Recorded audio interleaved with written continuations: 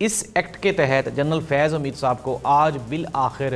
आप ये कहें कि वो अपने मंतकी अंजाम को पहुंचे। जनरल फैज, ये सब कुछ आपके हाथों से हुआ है, जवाब भी आपको देना होगा। तो नवाज शरीफ साहब ने टीवी चैनल पे बैठ के ये कहा था कि जनरल फैज़ हमीद ने मेरे साथ जो भी हुआ है उस सब के लिए रिस्पॉन्सिबल जनरल फैज़ हमीद है और इसके साथ जनरल कमर जावेद बाजवा शामिल है। नाज़रीन, मैं हूं जाहिद अब्बास नकवी और आप देख रहे हैं हमारा सोशल मीडिया चैनल। आपसे रिक्वेस्ट है कि हमें सब्सक्राइब करें और अपने कमेंट से ज़रूर आगाह करें।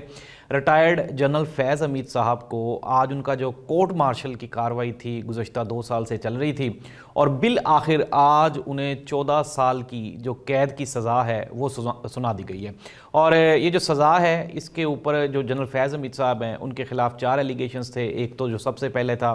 कि वो सीक्रेट एक्ट की ख़िलाफ़ वर्जी थी, फिर अपने इख्तियारात का नाजायज़ इस्तेमाल था, सियासी मामलात में मुदाखलत थी और मुख्तलिफ लोगों के साथ मिल के मुल्क के ख़िलाफ़ साजिश करने का बयानिया बनाना था। तो नाज़रीन, इस एक्ट के तहत जनरल फैज़ हमीद साहब को आज बिल आखिर आप ये कहें कि वो अपने मंतकी अंजाम को पहुँचे। एक बड़ी अच्छी रवायत है, एक बड़ा ही अच्छा आप ये कहें कि पाकिस्तान में एक आगाज़ है। और मेरा ज़ाती ये ख़्याल है कि इस तरह की जो एक्टिविटीज़ हैं, इस तरह से आइन और कानून की बालादस्ती को एक नई ज़िंदगी मिलती है, एक नई सांस मिलती है, होना चाहिए, बिल्कुल दुरुस्त है। लेकिन साथ ही साथ नाज़रीन, अब जो लोग ये काम कर रहे हैं, जो ये चारों काम जिसके ऊपर जनरल फैज़ हमीद साहब को सज़ा हुई है, क्या अब उनको सज़ा कभी होगी? ये एक सवालिया निशान है, आपने इसका नीचे जाके जवाब देना है। अब हम आ जाते हैं कि जनरल फैज़ हमीद साहब को सज़ा क्यों हुई। नाज़रीन, आपको याद होगा मियां मोहम्मद नवाज शरीफ साहब की जब हुकूमत ख़त्म की गई, जब नवाज शरीफ साहब को नाअहल किया गया, तो नवाज शरीफ साहब ने टीवी चैनल पर बैठ के ये कहा था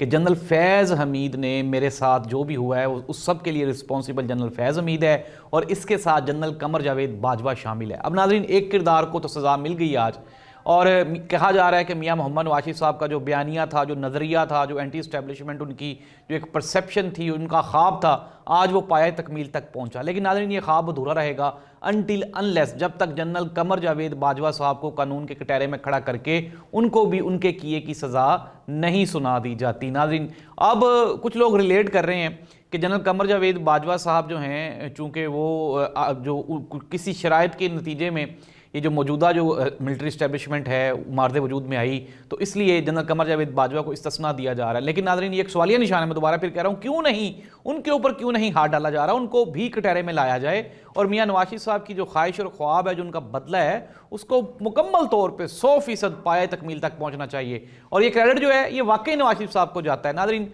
अब से कुछ चंद दिन पहले जब ये अपना एक्सटेंशन वाला मामला, नोटिफिकेशन वाला मामला फंसा हुआ था, तो इसी दौरान मैं आपको बता रहा था कि पिंडी में कुछ मुलाकातें हुई हैं और उस मुलाकात का जो एक नुक्ताए डिस्कशन था वो यही था कि ये जनरल फैज़ हमीद साहब को सज़ा क्यों नहीं दी जा रही, उनको दे दी जानी चाहिए और बिल आखिर वो दे दी गई। उसी मुलाकात में या उसी मियां नवाज शरीफ साहब, मरीम नवाज साहिबा, इस्टेब्लिशमेंट के ताकतवर लोग, उसी मुलाकात में जो दूसरा एजेंडा था वो इमरान खान और पीटीआई था जी, कि इनको भी ख़त्म करें जी, इनको क्या आप लेके फिरते हैं, उसके ऊपर भी वर्किंग शुरू हो गई हुई है और आपके सामने है। अच्छा, अब ये कहा जा रहा है कि जनरल फैज़ हमीद साहब को तो सज़ा हो गई, इमरान खान साहब को भी मुख्तलिफ केसेस में ऑलरेडी उनको सज़ा तो हो चुकी हुई है और मज़ीद भी उनको कोई 2, 4, 5 केसेस में 14 साल की सज़ा सुना के,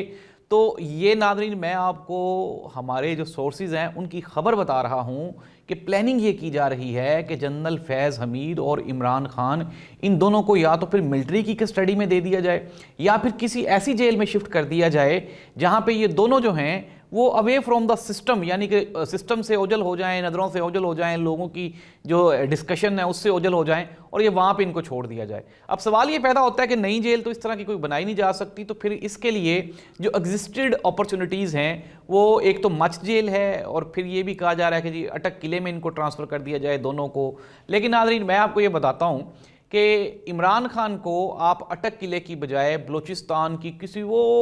अंदरून किसी ना जेल में डाल दें, बल्कि मेरा ये ख्याल है कि इमरान खान को चाहे आप किसी ना गार में भी बंद कर देना और वहाँ पे वीराना बंजर बेआबाद ज़मीन हो, वहाँ पे कोई इंसानी आबादी ना हो, तो वहाँ पे भी मेला लग जाएगा। इमरान खान जिंदा वली है और वलियों के दरबारों पे हमेशा मेला लगा रहता है। आप मेरी बात से इत्तेफाक करें या ना करें, लेकिन मैं आपको ये बता रहा हूं कि इमरान खान को आप सतह समंदर से नीचे भी ले जाएंगे ना, तो वहां पे भी इमरान खान के चाहने वाले पहुंच जाएंगे।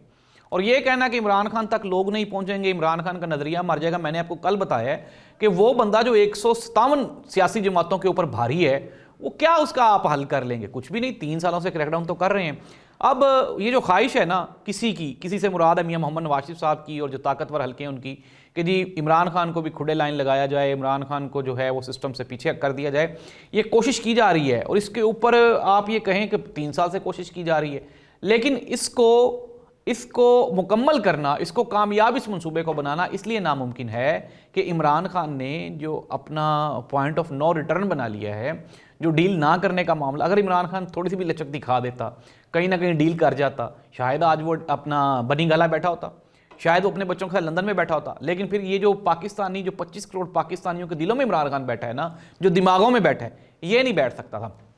अब हम आ जाते हैं प्रोग्राम की जानिब। अच्छा, मैंने आपको खबरें दे दी, जनरल फैज़ हमीद साहब को सज़ा हो गई है, इमरान खान साहब के बारे में सज़ाएँ जो हैं वो अनकरीब अनाउंस कर दी जाएंगी, आप देख लीजिएगा। अब हम आ जाते हैं कि सुप्रीम कोर्ट ऑफ पाकिस्तान में ईमान मज़ारी और उनके जो शौहर हैं, हमने देखा कि किस तरह से उनके ख़िलाफ़ एक झूठा केस बनाया गया, फिर उसमें आइन और कानून के जो तकाज़े हैं उनको बिल्कुल पूरा नहीं किया गया। आज बिल आखिर वहाँ पे जो मुख्तलिफ़ ममालिक के सफ़ीर हैं उन्होंने सुप्रीम कोर्ट ऑफ पाकिस्तान का विज़िट किया, और नॉर्वेन जो सफ़ीर थे उन्होंने ना सिर्फ इसके ऊपर इजहार बरहमी का जो है वो उन्होंने अपना इजहार किया, बल्कि उन्होंने कहा कि पाकिस्तान में आइन और कानून की बालादस्ती होनी चाहिए। और वहाँ पे असद तूर भी मौजूद थे, ईमान मज़ारी, हादी चट्ठा और दूसरे वकला भी मौजूद थे। नाज़रीन, अब क्या हो रहा है कि जो दुनिया भर की वो ममालिक जिनका इंसानी हकूक़ के बारे में सख्त मौक़िफ़ है, वो क्या कर रहे हैं, अब वो पाकिस्तान की अदालती निज़ाम को, पाकिस्तान में इंसानी हकूक़ की खिलाफ वर्जी को वो चेक करने के लिए मुख्तलिफ़ इदारों का विज़िट कर रहे हैं। और इसी सिलसिले में आज जो सुप्रीम कोर्ट ऑफ पाकिस्तान में मुख्तलिफ़ जो सफ़ीर हैं, जब वो पहुँचे तो उसके बाद फिर ईमान मज़ारी के केस के ऊपर सुप्रीम कोर्ट ऑफ पाकिस्तान ने एक्शन लेते हुए उनको ये कहा है कि उनको अपना हक़ दिफा जो है वो दे देना चाहिए, इसके बगैर इनको सज़ा देना खिलाफ़ आइन और कानून है। नाज़रीन, इसी तरह से हम लोग देख रहे हैं कि अब हुकूमत से मुराद है कि ये जो इत्तेहाद है, उसने हुकूमती इत्तेहाद ने हर चीज़ को ताकत के ज़रिए क्रैश करने का फ़ैसला कर लिया। और आपके सामने ही है, मोहसिन नकवी साहब गए थे कल, मैंने आपको कल भी बताया, शहबाज गिल और दूसरे जो हैं शहजाद अकबर और मुख्तलिफ़ लोगों को लेने के लिए गए थे, लेकिन वहाँ से वो नानी वाला और वो डकी भाई को लेके आ गए। तो ये तो हमारी इंटरनेशनल वर्थ और वैल्यू है। अगर हमने दुनिया के साथ चलना है तो पहले अपने मुल्क में जो इंसानी हकूक़ की पोजीशन है उसको बेहतर करना होगा, ताकि लोग हमारे ऊपर ट्रस्ट करें और हमें जो हमारे साथ जो भी उनके जो हैं मामलात हैं, एग्रीमेंट्स हैं, उनको ट्रांसफ़र किया जा सके। नाज़रीन, फैज़ हमीद साहब को सज़ा हो गई, इमरान खान का मामला अभी तक वहीं का वहीं है और ये कभी भी हल नहीं हो सकता अनटिल अनलेस, जब तक इमरान खान ना चाहे।